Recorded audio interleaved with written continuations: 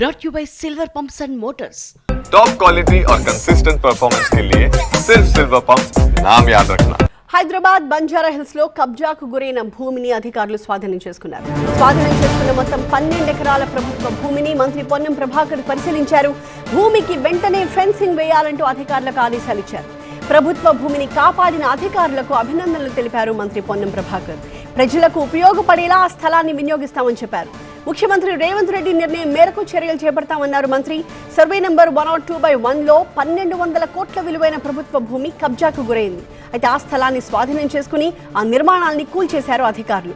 భూ కబ్జా జరిగితే అధికారుల దృష్టికి తీసుకురావాలి అంటూ ప్రజలకు సూచించారు మంత్రి పొన్నం ప్రభాకర్. రికార్డుల ఆధారంగా దీన్ని రెవెన్యూ ఆధీనంలో తీసుకోవడం జరిగింది.